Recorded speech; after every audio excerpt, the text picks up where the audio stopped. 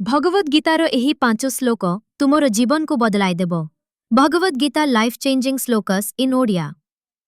नमस्कार बंधु माने, आपण माने जदि जीवन रे निज पथ हराई जाइछंती, दुख ओ असंभव परिस्थिति मध्यरे आशा खोजुछंती, तेबे एही वीडियोटी आपणंक पाई।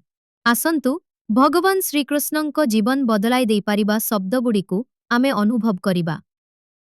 कर्मण्येवाधिकारस्ते मा फलंकोरित्रसु कदाचन मा कर्मफल हेतुर्भूर्माते संगोस्त्व कर्मणि।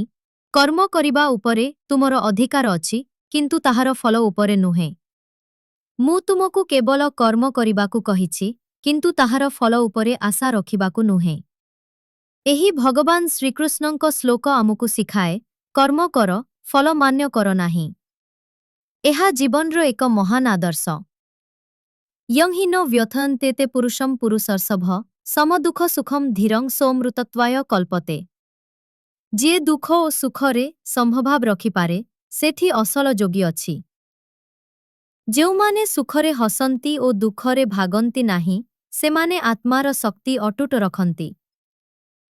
एही श्लोक आमुकु सिखाए, अंतरिक शांति केमिति रखिबी। न जायते म्रियते वा कदाचिन् नायं भूत्वा भविता वा न भूयः अजो नित्यः शाश्वतोऽयं पुराणो न हन्यते हन्यमाने शरीरे। तुमे केबे मरिबे नाही, आमे शरीर नुहे, आमे आत्मा। जीवन हेउछि एक यात्रा, शरीर हेउछि एक बसंत। एही श्लोक आमुकु आमर आसल स्वभाव संबंधरे जनाए। उदासीनवदासीनो गुणैरेव न विचाल्यते।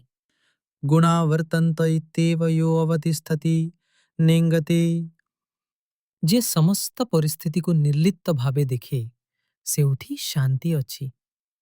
जदि आमे मन को निर्लिप्त ओ नियंत्रित रखिपारिबा, बाह्य विपद आम प्रभावित करिपारिब नाही। एही श्लोक हेउछि ध्यान ओ समतार शिखा। योगस्थः कुरु कर्माणि संगम त्यक्त्वा धनंजय। सिद्ध सिद्ध्योः समो भूत्वा समत्वं योग उच्यते। जोगरे अवस्थित रुहि निष्काम भावे कर्म कर। सफलता बा विफलता प्रति समभाव रख। एहाकु जोग बोली कुहा जाए। निष्काम कर्म को अनुसरण करिबा जीवन को संतुष्ट और शांत करे। एही श्लोक एही ज्ञान को आमे दिया जाए।